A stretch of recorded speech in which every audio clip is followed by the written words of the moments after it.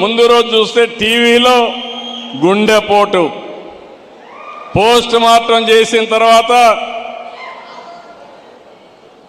మొత్తం డ్రామా మార్చేసి మా నాన్న లేడు, ఇప్పుడు చిన్నాన్న చంపేశారని డ్రామా మార్చేశారు. తెల్లవారి నిద్రలేస్తానే నారాసుర రక్త చరిత్రని ఆ కత్తి నా చేతిలో పెట్టి నేరం నా పైన వేశారు.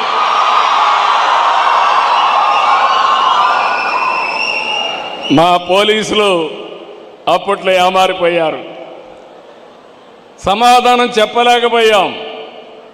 ఒక్క విషయం మిమ్మల్ని అడుగుతున్నా, ఆ రోజుగానే నేను నేరస్తుల్ని అరెస్ట్ చేసుంటే మళ్ళీ ఎవడన్నా అలాంటి నేరం చేస్తాడా అని మిమ్మల్ని అడుగుతున్నా. చేస్తాడా తమ్ముళ్ళు? అంత దారుణంగా గొడ్డలితో మనిషిని చంపచ్చు, కానీ చంపచ్చు అని అనడం లేదు. ఆ గొడ్డలితో నరికిన విధానం, రూమ్ అంతా కూడా రక్తం పడిపోయి బాత్రూమ్ వరకు లాక్కెళ్ళి ఘోరాతి ఘోరంగా మర్డర్ చేసిన వ్యక్తి రాజకీయాలకు అర్హులా తమ్ముళ్ళో అని మిమ్మల్ని అడుగుతున్నా.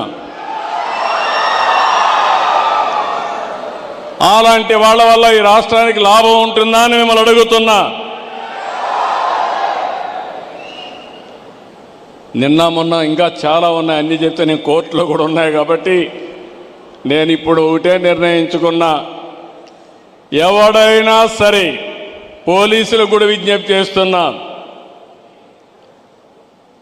కొత్త తరం రాజకీయం వచ్చింది. ఒకప్పుడు రౌడీ అంటే రౌడీ పక్కన నిలబడుకోవాలంటే రాజకీయ నాయకులు సిగ్గుపడిపోయేవాళ్ళు. ఇప్పుడు రౌడీలే రాజకీయాల్లోకి వచ్చేసి రాజకీయ ముసుగులో నేరాలు ఘోరాలు చేస్తూ ఉంటే పోలీసు వ్యవస్థ ముసుగు తీసి నేరస్తులుగా చూడకపోతే మీరు లా అండ్ ఆర్డర్ కంట్రోల్ చేయలేరని చెప్పి కూడా నేను మీకు తెలియజేస్తున్నా. ఎవరైనా సరే ప్రజాహితం కోసం మనందరం ఒకటే ఆలోచించాలి. కుదరదు, తాట తీస్తామని మరొక్కసారి హెచ్చరిస్తున్నా వీళ్ళందరినీ.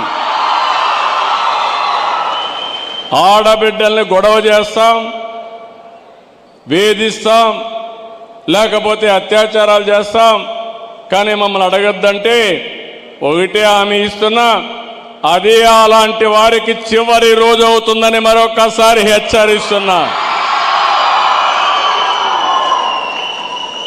తమాషా అనుకోవద్దండి. ఒకప్పుడు లేనప్పుడే చూపించా, టెక్నాలజీ లేనప్పుడే చూపించా. ఇప్పుడు పగడ్బందీగా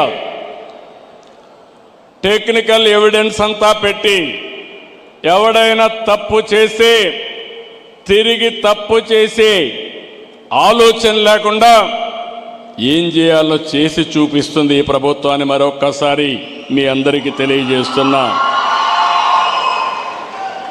ఈరోజు మీ అందరికీ జ్ఞాపకం ఉంటుంది, Vivekananda Reddy murder case break through వచ్చింది. ఆ రోజు గూగుల్ టేక్అవుట్లో వచ్చింది. ఎప్పుడు జరిగింది, ఏ విధంగా జరిగింది, అన్ని విషయాలు బయట వచ్చే పరిస్థితి వచ్చింది. అందుకని ఈరోజు సమాజంలో మనం అందరం గుర్తుపెట్టుకోవాల్సింది, టెక్నాలజీ అనేది సమర్థవంతంగా ఉపయోగించుకుంటే మనకు బ్రహ్మాండమైన ఫలితాలు వస్తాయి.